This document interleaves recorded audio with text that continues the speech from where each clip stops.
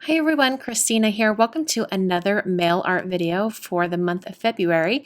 Today I'm going to be using this envelope from Simon Says Stamp, and it's a kind of a metallic envelope, and it comes in a set of other envelopes.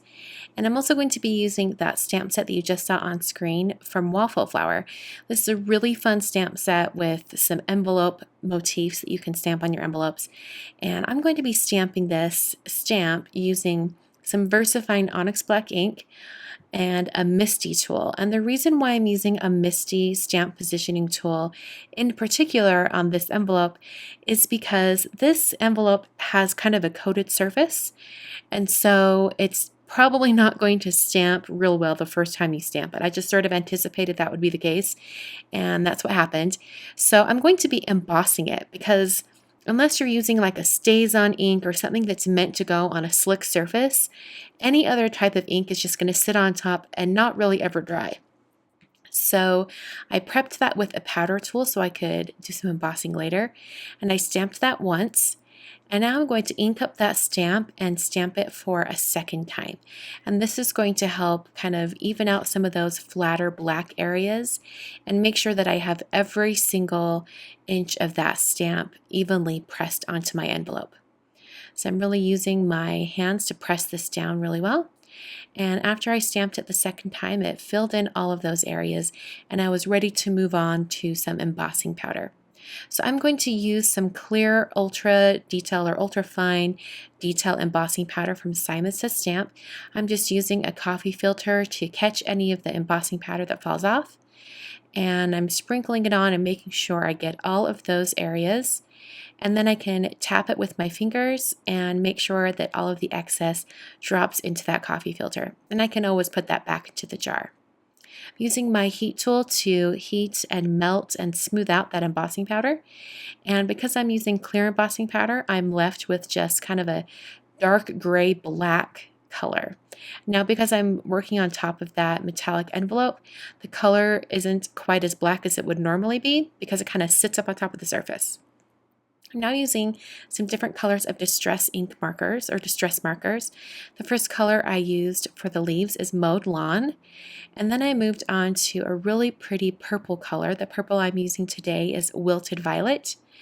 And like I mentioned before, any types of inks on top of this metallic paper that the envelope is made out of will just sit on top and it will smear and smudge if you're not careful. So I'm planning to color all of these flowers and then add some more clear embossing on top. So I used some picked raspberry for that pink color, and then mustard seed for the yellow, and then I finished off with ripe persimmon. I'm going to take some more of that picked raspberry and add some pink shades to the base of this flower. And then I'm going to take that wilted violet color and do the same for the pink flower, just adding the alternate color on the base. In order to get those colors to blend, I use a little bit more of that picked raspberry, and then I'll add some clear embossing powder on top. Now, the reason I was able to kind of blend out that color with the pink and purple was because those inks kind of just floated on the surface of the paper. So in this case, that coating that's on the envelope worked to my advantage because I was able to sort of blend those two colors together a little bit more easily. So I'm heat setting that once again, and now I have a nice, safe and protected stamped image that I've colored, and it's not going to smear or smudge. I'm now going to use the Whimsy Alphabet stamp set from W+9, and I'm going to stamp the name Megan on the front of the envelope. So I'm putting that in my MISTI tool, and I'm going to use the same exact ink that I used for the flowers, which is VersaFine Onyx Black. I want those black shades to match, so I'm using that one again. Now, I think if I was thinking farther ahead, I maybe even use StazOn ink because StazOn ink is formulated for slicker surfaces, and I might have been able to get a more black color without having to add the embossing powder. But in this case, it worked out to be just fine because I needed to coat those flowers that I colored anyway. So I'll heat set that with my heat tool until it's smooth and melted. And then I used a T-square ruler to draw on some dashed lines.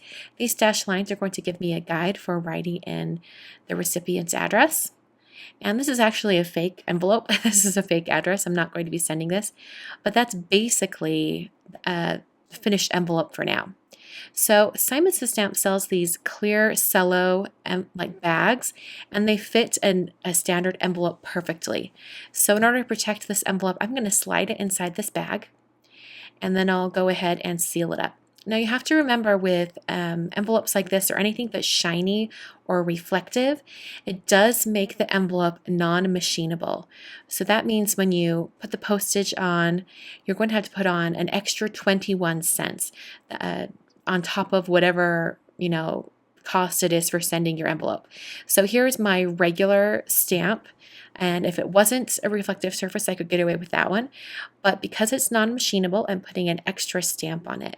And if you would like some additional tips on sending mail art like this, I have a couple blog posts that I found online talking about this, and I'll link that in the blog post for today. So this really completes the envelope for today. I think it's super, super fun.